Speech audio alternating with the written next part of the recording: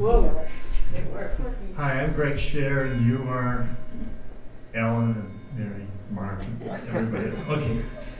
Welcome to our first forum of the year. It's very exciting for us to be doing this, and it's quite a challenge. And when we were here at 9 o'clock, I thought, how many people are going to show up? And here we are. Typical, good St. Michael's participants. We love it. I'm very excited about the Immokalee workers because years ago, Linda and I went to reception given for the Immokalee, a little fundraiser, and we were just enamored with the work that these people do, and we were shocked at what they had to do. So I don't want to take any away from Uriel and Lupe. Lupe is Guatemala, and oh, you are translating. Yeah, no. I thought I was interrupting. And Uriel is just a fantastic guy. I'm sure you're going to enjoy listening to him. So let's give him a good St. Michael's welcome. Yay!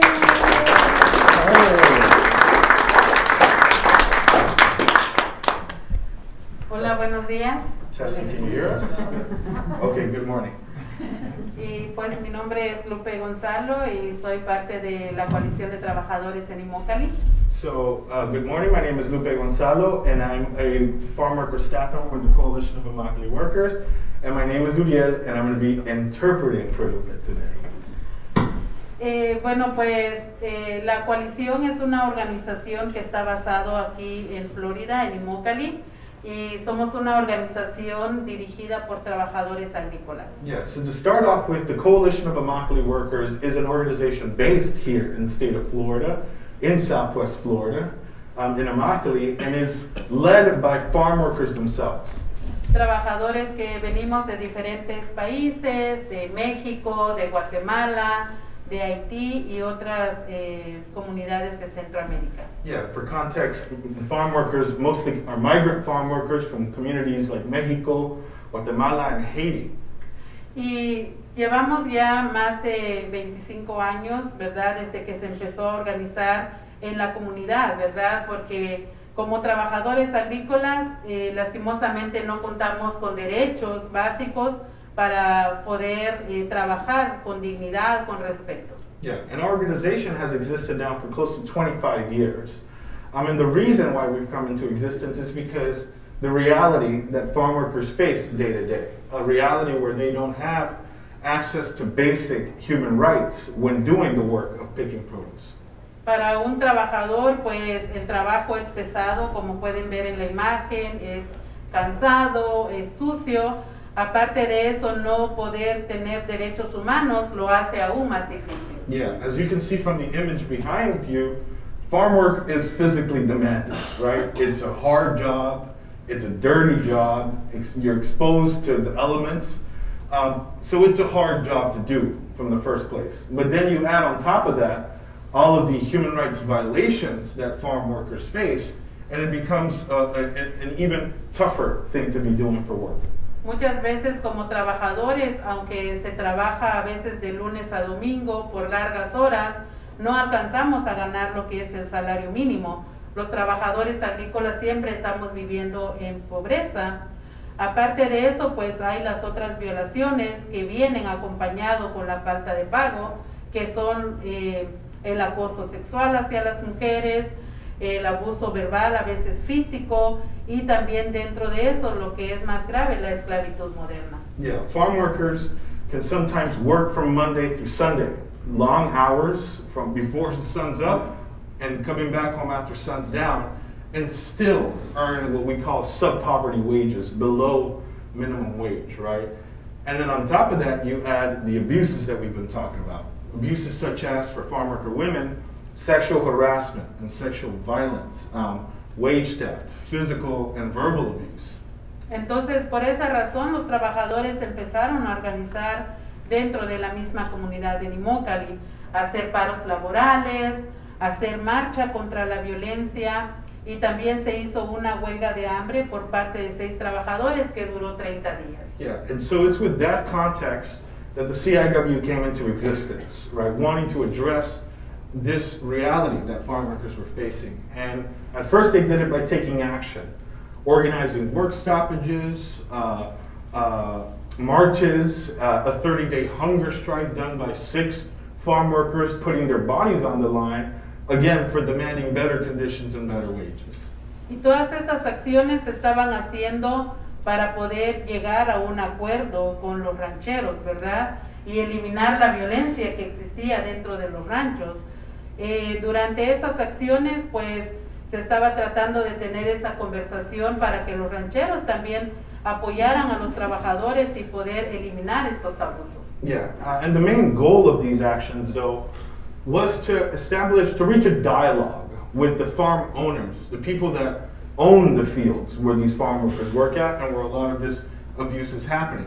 To start a dialogue with them about how can, as an industry, we better the reality that farm workers face. How can we eliminate these issues? Y durante ese tiempo, pues varios medios locales llegaron para cubrir la noticia de lo que los trabajadores estaban haciendo.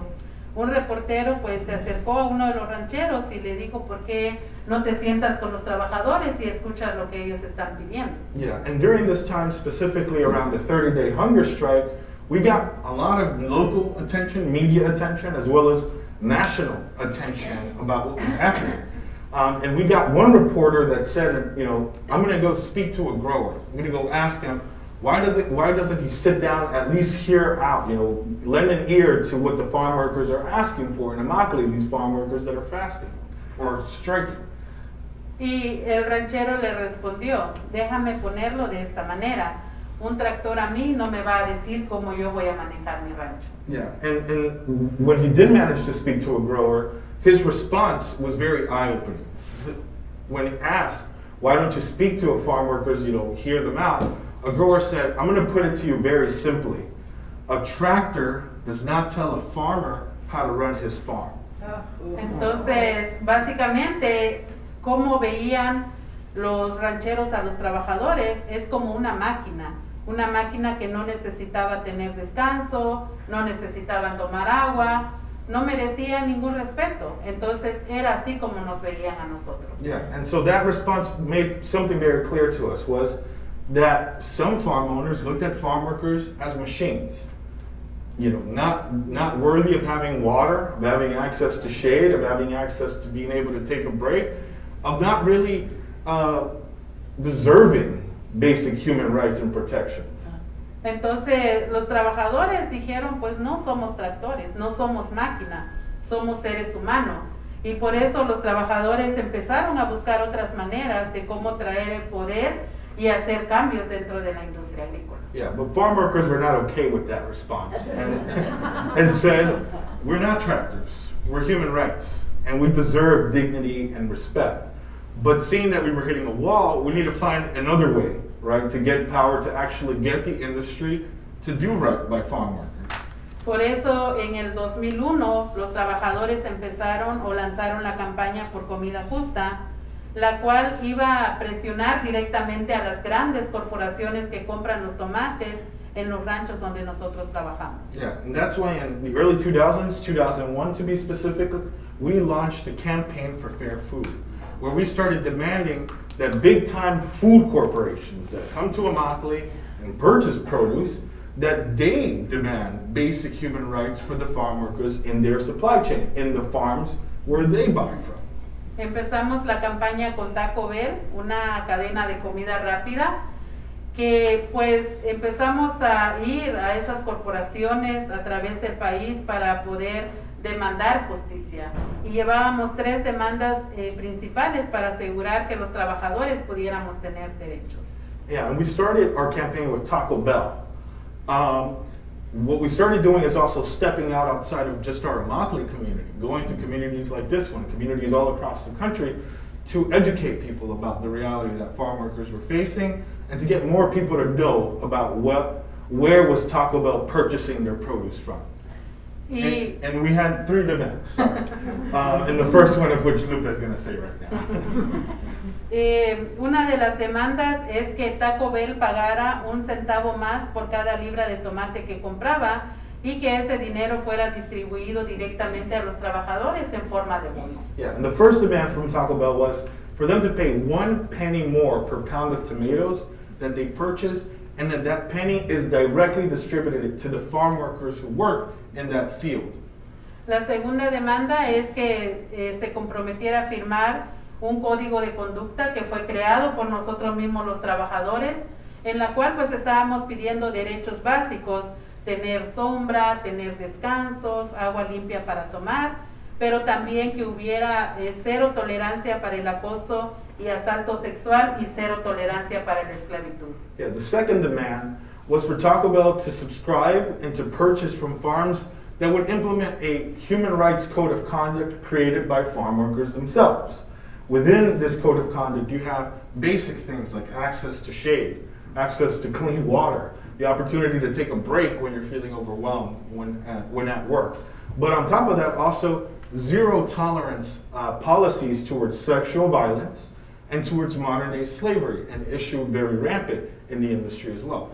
Y la tercera demanda es que los trabajadores tuviéramos una voz dentro de nuestro lugar de trabajo para reportar abusos, que los trabajadores pudieran reportar los abusos sin miedo a ser despedidos o que no hubiera represalias contra nosotros. Yeah, and the third demand, perhaps the most important one, is for farm workers to have a voice in the industry where they can speak freely without fear of retaliation, where they can file a complaint or say something about an abuse that they face and not lose their jobs or not get retaliated in that same abuse in a harsher way.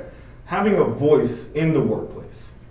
Pero a la vez también estábamos buscando alianzas, ¿verdad? Quienes eran los que iban a apoyar la lucha de los trabajadores. Empezamos a ir en diferentes congregaciones de fe, a las iglesias, a hacer presentaciones como esta, a diferentes universidades, para hablar de los abusos que los trabajadores estábamos enfrentando y cómo los consumidores podrían apoyar también esta lucha y la conexión que existe. Yeah. But in order to get Taco Bell to do this, we needed to get allies or people who were in solidarity with our work and with our campaign. And so what we started doing is what we're doing today. Going to local congregations, to university classrooms, to community organizations, educating them about the conditions that farm workers face, but what they can do as an individual, as a consumer, what they can do to be in support of farm workers, how they can use their voice to be in solidarity with the Immokalee workers. Y cuando empezamos a ir a algunos lugares, en iglesias, muchas veces decían, pues estos trabajadores están locos. ¿Cómo creen que un grupito de trabajadores va a hacer que una corporación como Taco Bell firme un acuerdo?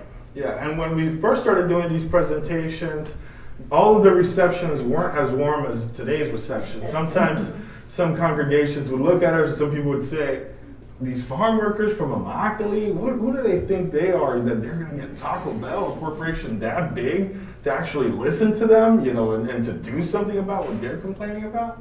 Pero la verdad es que sí, el abuso que un trabajador enfrenta hace que uno se anime a arriesgarse a ganar, ¿verdad? Arriesgarse a que la gente te escuche, porque ningún consumidor o ninguna persona está de acuerdo a comer un tomate que quizás viene de las manos de un trabajador que está sufriendo explotación o de las manos de una mujer que está sufriendo una violación.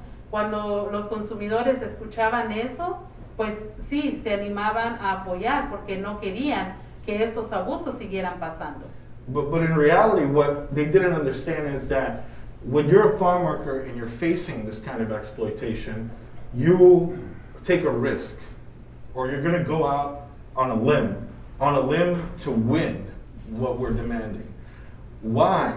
Because we believe and we have the hope that if a consumer or anyone found out where their tomato was coming from, that a farm worker was facing sexual violence or modern day slavery, that once they found that out, that they wouldn't be okay with that. That they wouldn't be okay with that. And that they would stand in solidarity with us and use their voice to take action. Y eso fue lo que pasó exactamente, que salimos a las calles a marchar, se hicieron huelgas de hambre, se hicieron acciones grandes para hacer que Taco Bell llegara a un acuerdo. Después de 4 años y después de un boicot nacional con Taco Bell, ellos firmaron ese acuerdo con los trabajadores. Yeah, and we were right to have that hope. That's what we started doing, going to congregations, taking action, taking public witness alongside congregations, students, and everyone. And after 5 years of doing this with Taco Bell, they came to the table and they signed a legally binding agreement adhering to all of the demands of CIW. Y fue una victoria bastante grande, bastante importante, porque sabíamos que podíamos lograrlo. Pero también sabíamos que una corporación no iba a hacer todos los cambios que estábamos buscando. Por eso continuamos nuestras campañas con otras cadenas de comida rápida, proveedores de comida, supermercados, y hasta ahorita pues tenemos 14 corporaciones que han firmado un acuerdo con los trabajadores. Yeah, and so after, and when we won this campaign with Taco Bell, it was momentous. It was the first time that a corporation had signed an agreement with farm workers in this way. But we knew that there was more work that needed to be done. That just bringing one corporation to the table in the food system wasn't going to create the necessary change needed. And after seeing this power that we were able to reach with other people, we moved on and continued with other corporations. Today, since Taco Bell signed, all of these food providers, fast food chains, and grocery stores have signed legally binding agreements with CIW. Entonces, pues ha sido una lucha bastante larga, ¿verdad? No ha sido como tan fácil, pero hemos logrado, ¿verdad? Junto con el apoyo de los consumidores, de las iglesias, de las universidades. En el 2010, el 90% de los rancheros que producen tomate en el estado de Florida también llegaron a acuerdo con los trabajadores. Yeah, and it's been a long journey to get to this point, and it's going to be a longer journey to get to where we want to be. But with the support of people, we've been able to make at least some headway. In 2010, 90% of Florida's tomato industry, represented by the Florida Tomato Growers Exchange, and I'm adding a little bit something here, these are the farms that ignored us, right, that called farm workers tractors. They came to the table. Y en el 2011 empezamos a implementar lo que es el programa de comida justa, la cual pues por primera vez empezamos a ir a los ranchos para hacer sesiones de educación de trabajador a trabajador, que los trabajadores supieran cuáles son sus nuevos derechos y cómo los trabajadores podían reportar los abusos sin miedo. Yeah, having these corporations on our side led to, in 2011, the launch of what we call today the Fair Food Program, which is the embodiment of these rights actually being implemented out in the fields. Part of this Fair Food Program is farm workers like Lupe going to educate fellow farm workers about the rights that they're entitled to and the mechanisms now in place to protect them against any abuse that they may face. Por primera vez los trabajadores tenemos derecho a descansos, derecho a tener sombra. Por primera vez los trabajadores o las mujeres tenemos el derecho de trabajar libre de acoso sexual. Yeah, for the first time, at least in our industry, farm workers are able to work and have access to water, to shade structures, to a break. Farm worker women can now go to work without fear of sexual harassment and sexual violence. Como mujeres ya no tenemos que estar preocupadas o estresadas que el otro día alguien va a estar acosando, sino que una mujer puede reportar el acoso sexual. Las consecuencias va a ser para quien esté cometiendo el acoso sexual, no importa si es un patrón, si es alguien de la compañía o un compañero de trabajo. Las consecuencias son claras, que esa persona no puede seguir trabajando si está haciendo acoso sexual. Yeah, farm worker women facing sexual harassment and sexual violence don't have to go to sleep thinking, I'm going to face this abuse the next day. No, now there's a mechanism in place where they can speak out against this abuse, and it doesn't matter if it's a crew leader or supervisor, a manager, or a fellow worker, there's going to be a consequence that's going to protect the victim of this issue, not penalize the victim for speaking out. Entonces tenemos una voz, ¿verdad? Y tenemos ese poder de reportar, y eso hace que uno como trabajador pues trabaje más tranquilo, ¿verdad? Porque sabe que sus derechos humanos está siendo respetado. Yeah, and so for once, farm workers have a voice. And the grand result of that is that now we can do our job calmly. We could just work in the fields knowing that if I do need to speak out against a problem, there's something I can do about it, and that I don't just have to take it.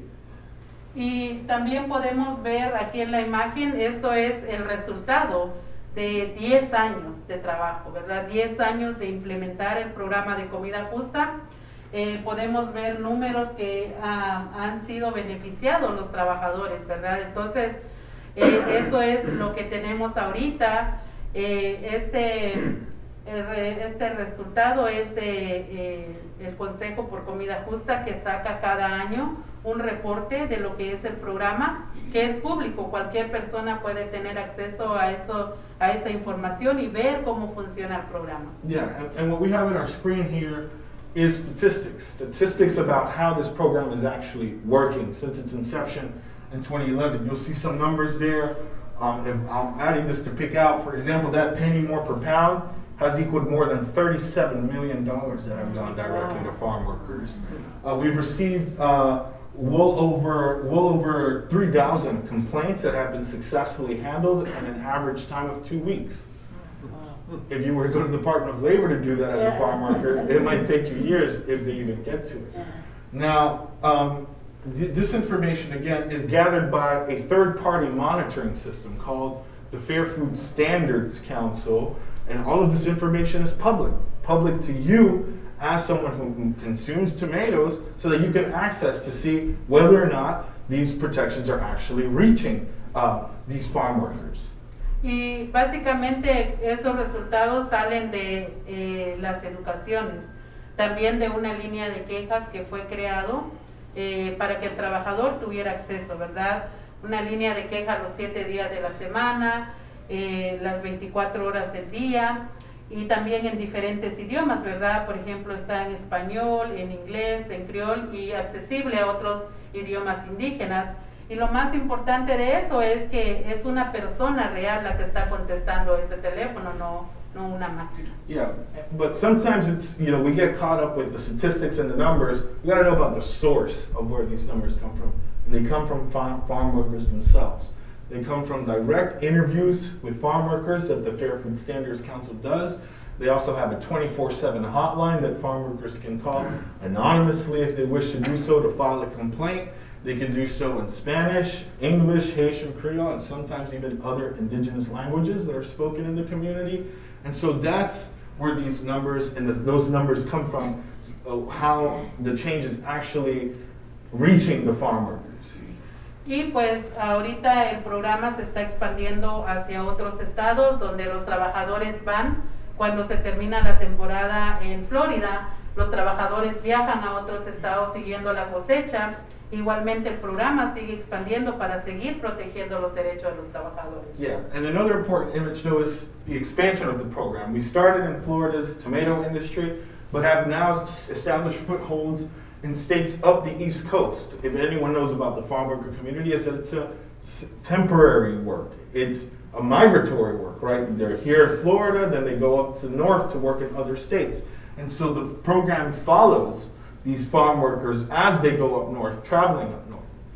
Y bueno, pues también el modelo del programa es algo que se está expandiendo a través de la red de WSR, que otros trabajadores en otras industrias pueden también usar este modelo de programa para poder eliminar los abusos que existen dentro de su industria. Yeah, and not only is the program expanding though, but also the model of the program, this as a model that can be replicated in other industries, is being taken by other worker organizations in other contexts, not just the tomato industry, to see what can we do to address abuse in their industries.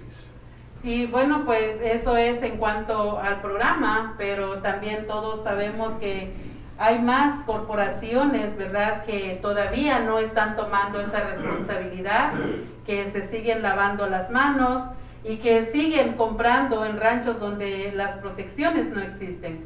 Entonces continuamos con nuestra campaña para presionar a estas corporaciones y ahorita tenemos un boicot con Wendy's. Yeah, but that's really kind of speaking about where there are protections for farm workers, and that's only the 14 corporations. There's much more than just 14 corporations. There's much more industries than the ones that we cover, and they continue facing that reality, and there are corporations that continue doing business with an industry that continues to not protect farm workers, and one of those corporations is Wendy's.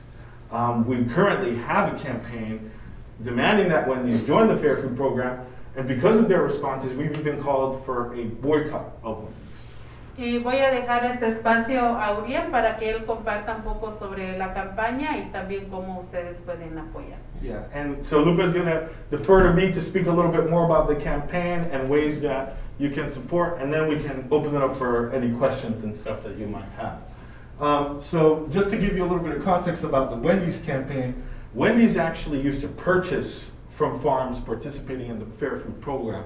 But when we came and invited them and told them sign a legally binding agreement where you only purchase from these farms, they decided to shift their purchasing to Mexico.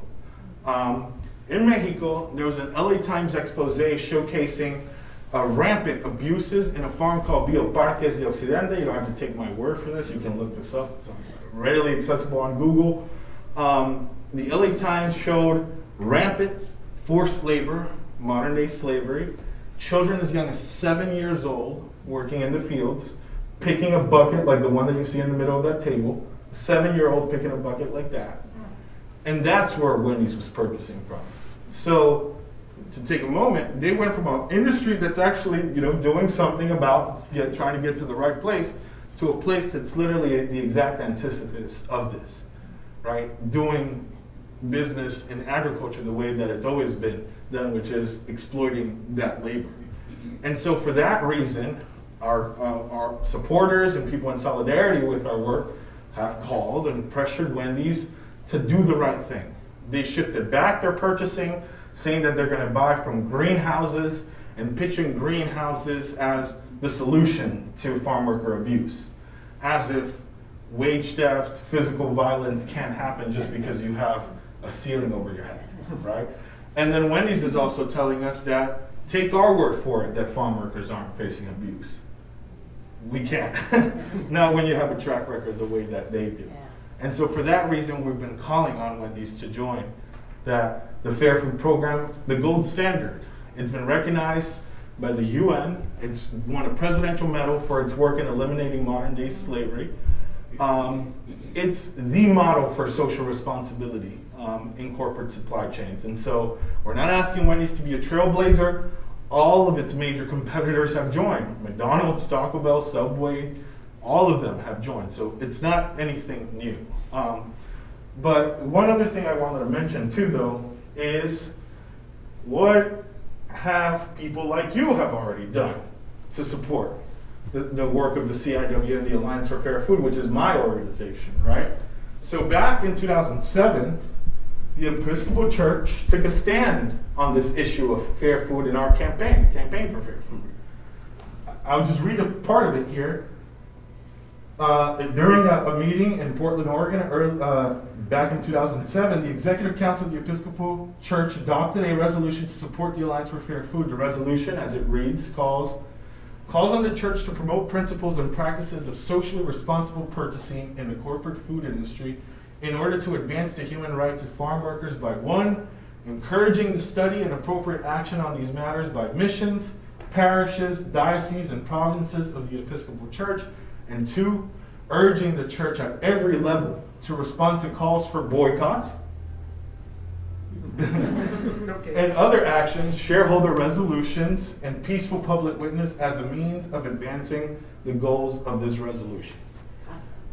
So the Episcopals have been on board with this since back in 2007, back when they were calling farm workers like Lupe and myself crazy for even thinking that this was going to work, And so that's a little bit about how, congregations have already been supportive of our work. And so with that, I don't have anything else to say. Lo abrimos para preguntas. I know we're close to 10. And so we'll open it up for questions, any questions that you all may have. Uriel, what does the term slavery as applied to these growers actually mean? How do they enslave them? Ok, entonces cuando se habla de esclavitud moderna, ese término de esclavitud moderna o esclavitud, ¿qué significa la esclavitud moderna? ¿Cómo se ve en la industria?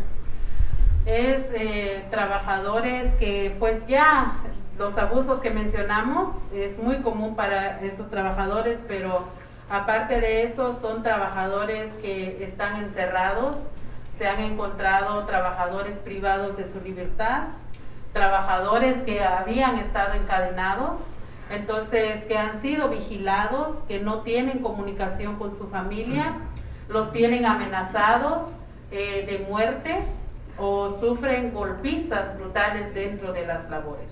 Yeah, so the best way to explain this is to actually give examples of what has happened, right? And so all of the abuses we mentioned, wage theft, physical violence, that can be a norm in agriculture as a whole.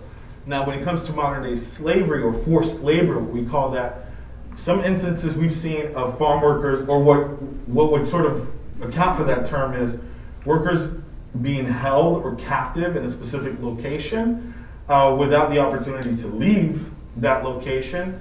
They don't have any communication with anyone outside of their workplace.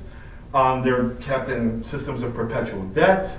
We have had some cases of farm workers literally being shackled in place.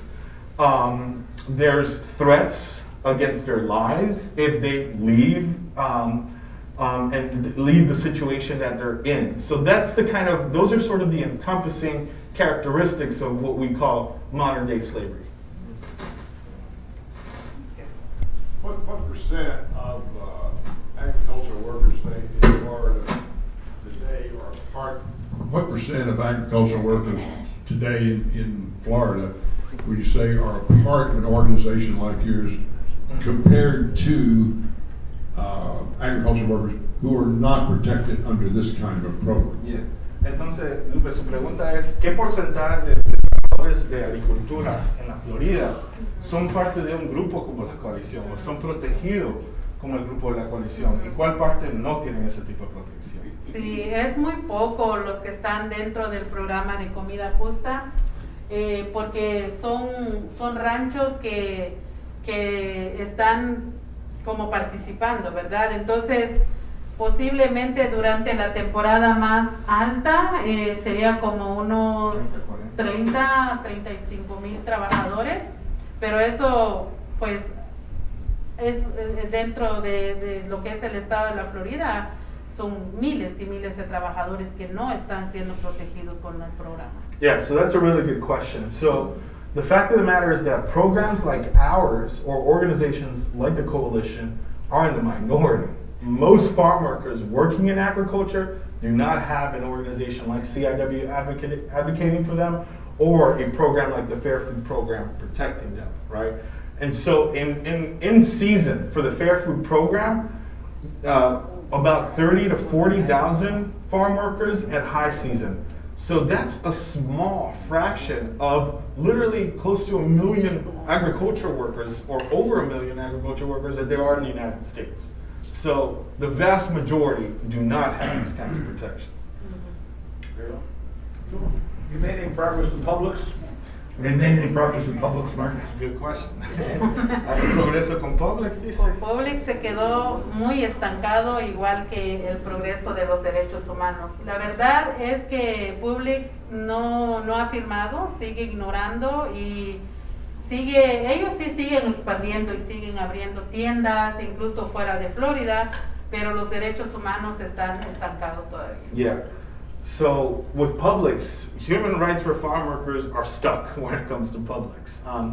We have not been able to expand. Publix has refused now for years a call to join the Fair Food Program. They as a corporation are expanding though and are finding a significant amount of growth, right? They're expanding well beyond Florida, but when it comes to human rights, they have not done much to improve farm worker rights. Could you do a boycott of Publix? One by one. What about Target? Y Target, dice. Pues con Target no tenemos todavía ni una campaña pública ni nada, pero pues claro que las corporaciones saben, ¿verdad?, de lo que es el programa de comida justa.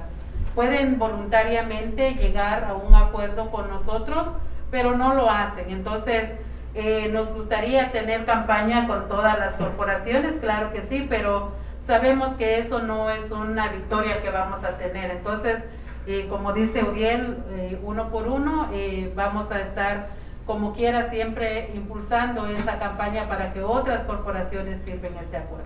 Yeah, so with Target, we don't have a campaign, an active campaign with Target.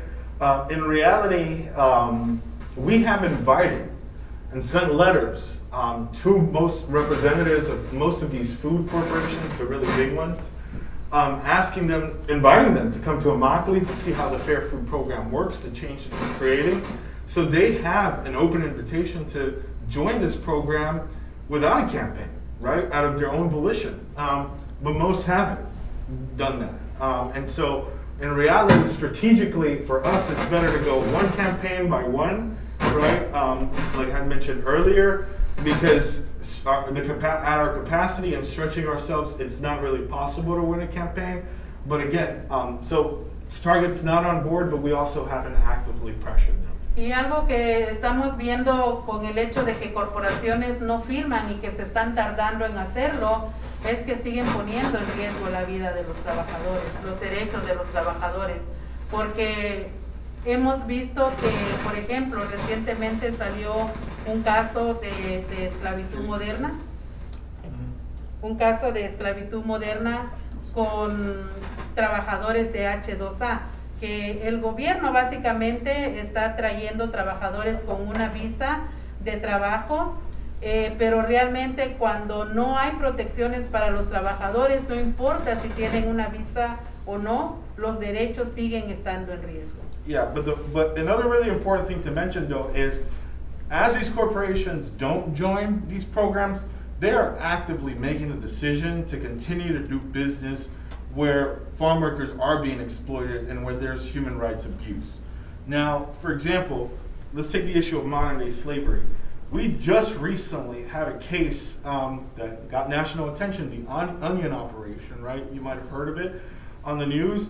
This was an operation that lasted many years, over 70,000 farm workers. This is a forced labor, modern day slavery operation that had visaed workers that, for all intents and purposes, went through the visa program, right? So we're here legally and we're here through the government, right? Yet, even though they went through that process, and corporations do have a lot of workers in their supply chains that go through that process, there was still abuse. There was still the worst of it, modern day slavery, right? And so again, the only really proven record towards eliminating that is the Fair Food Program. And corporations, by not actively joining it, are actively okay with that possibly happening in their supply chains. What have been the effect of the virus on the farm workers in Immokalee? That's a good question. ¿Qué ha sido el efecto del virus hacia los trabajadores? Pues ha sido bastante difícil, bastante complicado, porque como trabajadores esenciales no han parado de trabajar desde que empezó toda esta pandemia. Entonces, y lastimosamente en el estado de Florida no hay ninguna regulación ni protección para los trabajadores. Al principio de la campaña de la pandemia, los trabajadores no tenían recursos de mascarillas, no tenían recursos de desinfectantes, y pues los trabajadores cuando se van a los trabajos van en buses, 40, 50 personas, entonces ha sido bastante complicado. Yeah, so as you mentioned, the effects of COVID on farm workers have been massive. First of all, farm workers in this new term that has come up is they're essential workers, right? They must continue going out, doing the work that they do and going to the fields, right? And when they do so, they're putting themselves at risk, right? They go usually in buses, 40, 50 farm workers. Some may not be wearing masks. And so they're, again, vulnerable to getting that when they're traveling to and from work, right?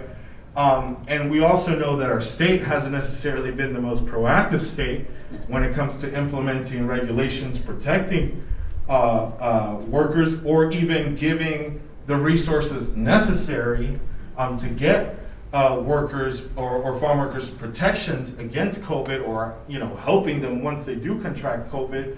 And so actually in the beginning of the campaign, as Lupe was mentioning, we started working because we realized farm workers don't have access to hand sanitizer, to face masks. Face masks started coming out, very expensive and stuff. And so we were like, what can we do to actually make sure that farm workers have these resources and have access to them? Entonces se tuvo que enfocar en proteger la comunidad. Empezamos una campaña para traer recursos a Immokalee. Junto con el grupo de mujeres se trabajó en hacer mascarillas para repartir a los trabajadores. También se invitaron a otros grupos para venir a apoyar, por ejemplo, Médicos Sin Fronteras, Socios en la Salud que han estado apoyando. También se hizo un llamado urgente para cuando salieron las vacunas, que los trabajadores fueran uno de los primeros en recibir la vacuna. Entonces se recibió la vacuna. Miles de trabajadores en Immokalee están vacunados, otros que ya se están vacunando con el refuerzo. Entonces, la comunidad sí recibe esos recursos si se pide, pero si no se hace ninguna exigencia, la comunidad queda ignorada, queda abandonada, y eso no es bueno porque los trabajadores pierden su vida o pierden su trabajo, y no es justo para los trabajadores siendo esenciales. Yeah, back in 2020, March, April, when COVID really started taking root here in Florida, we launched a campaign to get resources to the Immokalee community, because we knew that farm workers weren't going to be prioritized, and they typically aren't prioritized when it comes to health initiatives by local and those in positions of power. And so we started demanding testing facilities, but at the same time, and pressuring and launched a petition. But besides that, we also partnered up with other organizations. We started working with an organization you might know, Doctors Without Borders. They came to Immokalee. They usually do work internationally. They don't typically have to come to the United States. But at that time, Immokalee was one of the epicenters in terms of rates of positivity in the state of Florida. Then all of Florida became that. But Immokalee was one of them. And so we started working with them to bring testing, pop-up clinics all around the community where they could get access to testing. We started doing that work also with Partners in Health, another organization, the Healthcare Network, to do these pop-up clinics. Now when the vaccines came out, we started making sure that our voice was out there saying farm workers need to be prioritized when vaccines come out. And when we did that and we got it, farm workers took advantage of these resources, and they still are. Farm workers came out from buses in droves to come and get their vaccinations, right? So when these resources are available, the community takes advantage of them. But not all farm worker communities, again, have an organization like CIW advocating for them, demanding that they do that. And so in most places, farm workers are getting forgotten, and they don't have access to those resources. What might be a reason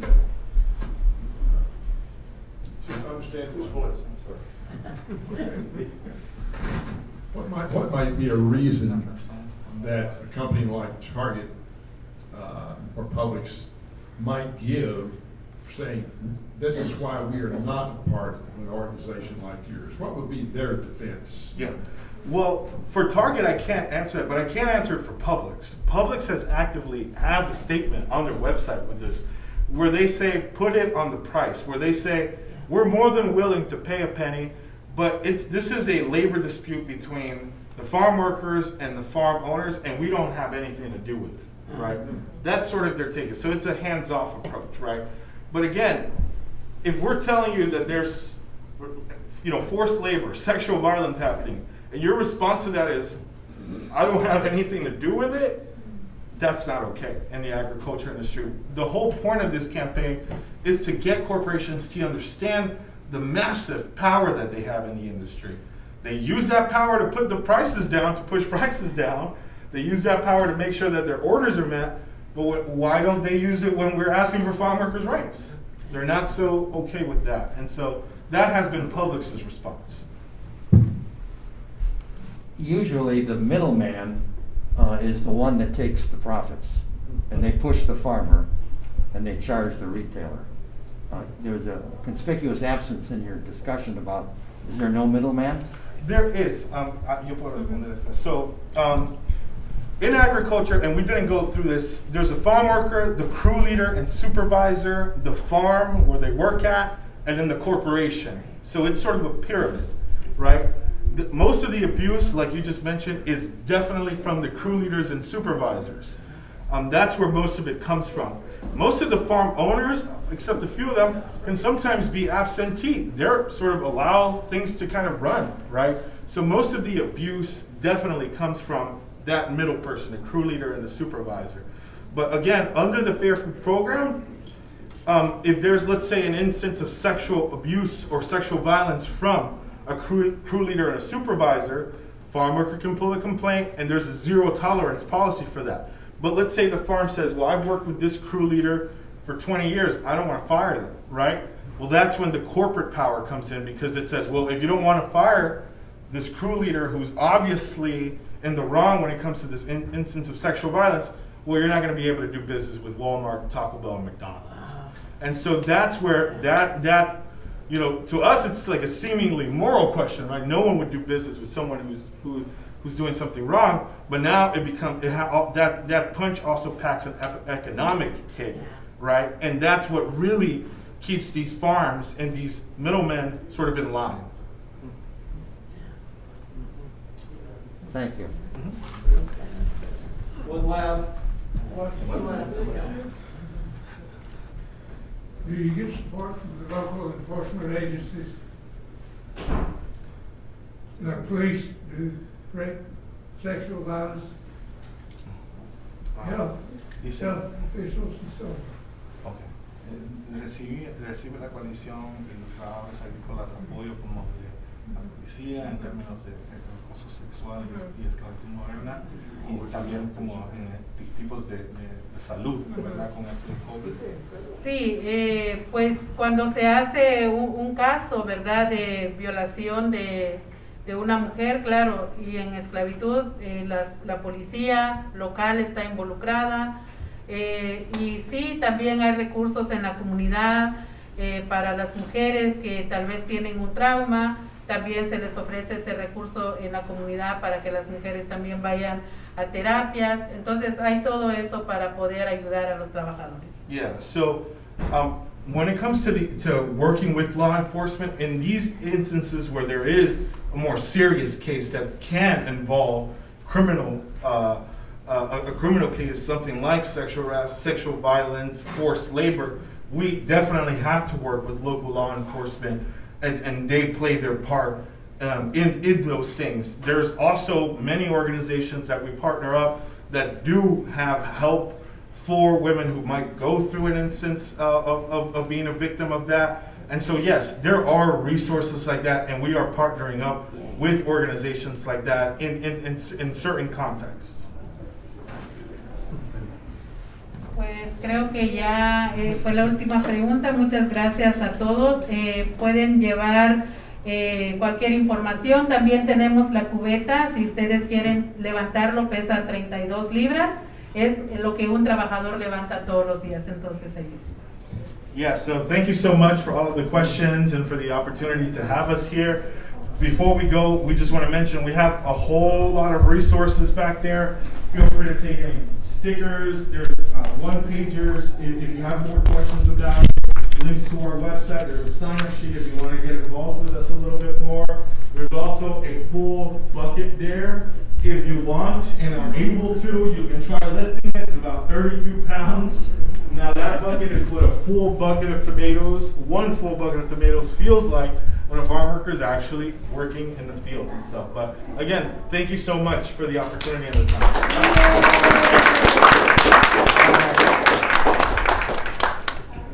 You weren't turned on. Okay. You're Uriel and You're not. You're not. Uriel and Lupe are willing to stick around for casual conversation for as long as you want, and we're very